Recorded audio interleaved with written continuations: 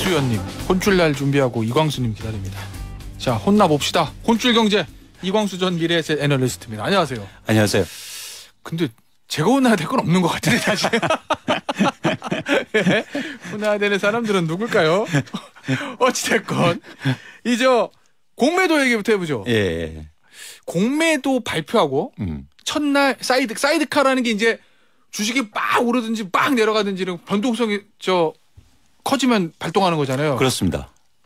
일정 기간 동안 프로그램 매수나 매도를 금지시키는 걸 사이드카라고 하고요.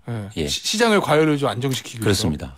근데 진정해라. 예, 진정해라. 뭐 이거 하는 거잖아요.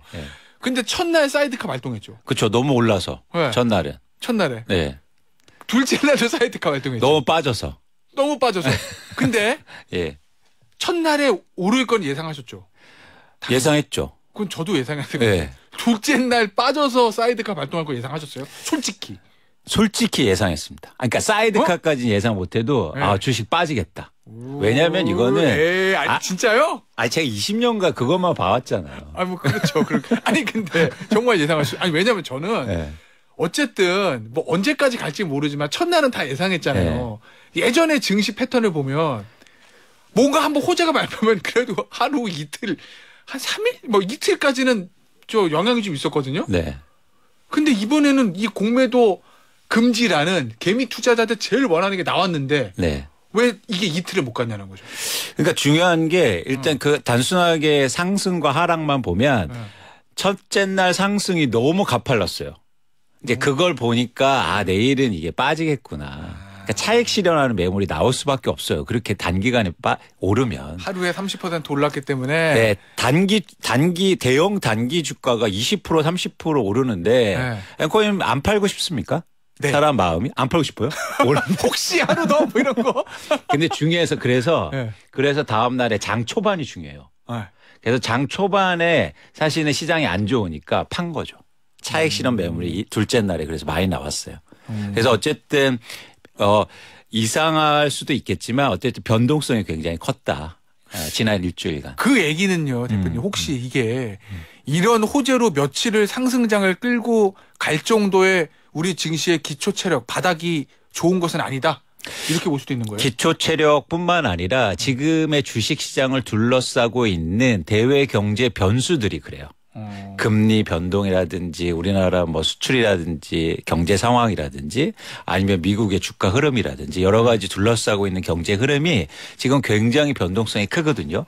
그렇다 보니까 우리나라의 주식도 그에 따라서 움직이는 거죠. 그러면서 개미들이 그렇게 원하는 공매도 금지가 나왔음에도 불구하고 첫날 30%한 20에서 30% 오른 거 차익 실현하고 빠져나왔다는 거죠. 흥미로운 사실은 뭐냐면 이제 개인 투자자 분들이 공매도를 금지시키면 막 들어와서 주식도 사고 올려줘야 되는데 이번 달 들어서 개인 투자자들은요 2조 원 이상 매도했어요.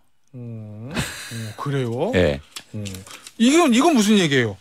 공매도 잔량이 그렇게 줄지 않았다. 이게 되게 흥미로운 지점인데 이거는 제가 예측 못했거든요. 그러니까 뭐냐면 공매도를 금지시키면 이제 기존의 공매도를 갖고 있는 계약을 갖고 있는 사람들은 불확실성이 커져지니까 이제 사야 되잖아요. 팔았으니까. 저는 많이 살 줄 알았어요. 그래서 첫날을 많이 올랐다라는 분석이 있었어요. 그렇죠. 그래서 많이 올랐어. 대부분 청산하려고 많이 샀다. 일종의 숏 커버링이라고 하는데 근데 봤더니 잔고가 오히려 증가한 거예요. 그건 왜죠? 그건 뭐냐면 그렇게 막 사고 판 주체는 뭐냐면 차익을 노리는 그런 매수나 매도가 많았고 실제로 공매도한 주체들은 액션이 없었다는 거예요. 행동을 하지 않았다.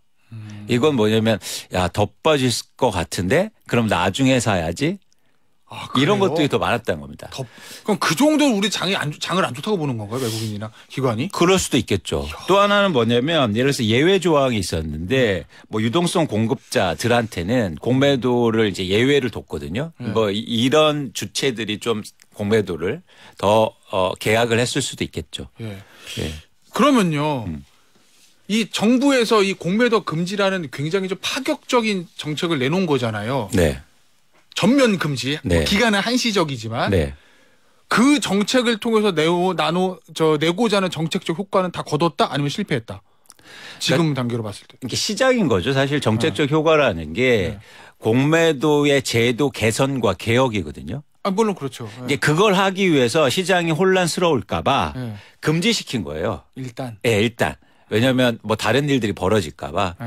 그래서 이제 앞으로 점차적으로 이런 개혁과 개선이 나와야 될 것 같고. 예. 그런데 만약에 의도했는데 공매도 금지시키면 개인 투자자분들 다 주가 올라서 도움 되게 좋아할 거다 이렇게 하고 의도했다면 예. 그 의도는 사실은 달성하지 못했다 이렇게 볼 수 있습니다. 혹시 정치적인 의도라면 그건 달성하지 못했겠지만 그렇습니다. 공매도 자체의 개선을 위해서는 뭐 할 수도 있는 거다. 그렇죠, 그렇죠. 질문이 하나 들어왔는데요. 네.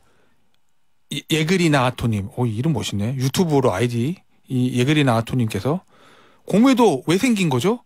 공매도 자체를 없애버리면 어떤 문제가 생기죠? 이게 굉장히 기초적이면서 근본적인 질문이죠. 이거 왜 하는 거예요, 공매도라는 거? 이렇게 질문을 주셨는데. 그러니까 진짜로 속내는 이런 거거든요. 그러니까 주가가 오를 때만 돈 벌잖아요. 네. 근데 주가가 빠지면 돈 벌는 방법이 없을까? 이런 것 때문에 생겨났을 가능성이 전 굉장히 크다고 봐요. 이게 굉장히 오래전에 생겼어요. 아니, 빠지면 돈을 잃어야지 빠졌는데도 돈을 벌려고 그러면. 아니, 돈이라는 게 사람들이 탐욕적이지 않습니까? 예. 그게 사실은 이 시장에 도입된 거죠. 그러니까 빠져서 돈 버는 방법도 생각해 보자. 놀 수는 없으니까. 예. 그러면서 이제 공매도가 나왔는데 이 공매도가 점차 도입되다 보니까 시장의 변동성을 줄이는 거예요. 너무 시장이 급격하게 오를 때 그걸 좀 눌러주는 효과구나. 그렇죠. 네. 오히려 또 시장이 너무 빠질 때도 사실은 거기에서 제한적인 효과들을 발생할 수 있거든요. 이 공매도라는 게 파는 게 아니고 나중에 사는 거니까. 결국은 사야 되니까. 그러니까. 네. 그런 차원에서 시장의 변동성을 줄이더라. 네. 투자자들이 가장 우려하는 건 네. 손실이 아닙니다.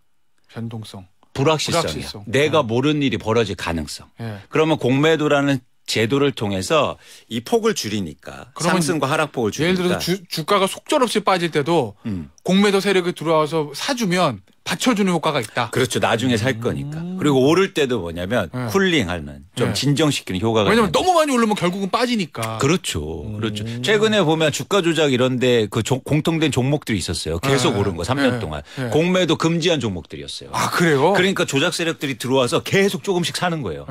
그러니까 개인 투자자분들이 엄청나게 손해를 봤잖아요. 만약에 그 종목도 공매도가 가능했다면 기관이나 그래. 외국인들이 공매도 쳤으면 올라가는데 제약이 있었을 거니까. 그냥 안 두죠. 3년 동안 오르는데. 아, 그렇구나. 네. 그럼 제도 자체는 잘 운영하면 좋은 거였네요. 그렇죠. 그러니까 제도의 운영의 문제지 제도가 없어져야 돼. 그런 거 나쁜 거야. 이렇게 하면 안 된다는 겁니다. 근데 우리나라 개미 투자자는 왜 이걸 없애줘요 그런 거예요?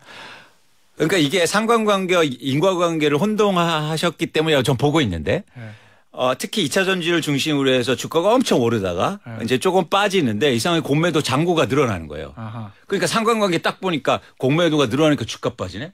공매도 없애야겠다. 근데 본질적으로 시스템에 문제는 있었던 거죠. 예. 그래서 지금은 이제 개인 투자자분들이 제도를 개선해 달라. 공매도를 금지시키는 게 아니라 이렇게 말씀하시고 계십니다. 알겠습니다. 네. 김진희님께서 엄청 손해를 보던 2차 전지주가 첫날에 훅 올라 본전. 더 오르겠지 하고 욕심을 부렸더니 다시 도는 속상해요. 아유, 저라도 그랬을 거예요.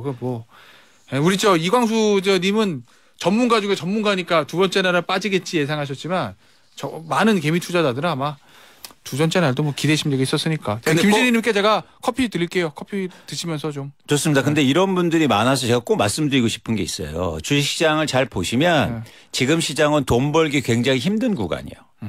그러니까 확률적으로 보면 시장의 변동성이 크면 잘못 맞추면 이게 내릴 때 파고 오를 때 사고 막 이런 경우들이 많아지거든요. 그래서 이렇게 불확실성이 클 때는 사실은 너무 비중을 늘리거나 주식 투자를 공격적으로 하시면 안 된다. 좀 보수적으로 해라. 그렇죠. 최대한. 오히려 쉬시는 것도 괜찮다. 아, 그래요? 이 워렌 버핏이 무슨 말을 하냐면 이제 오늘도 한국 시리즈를 하지만 이 야구 경기에 비유하거든요. 그래서 스트라이크 아웃이 없는 야구 경기다.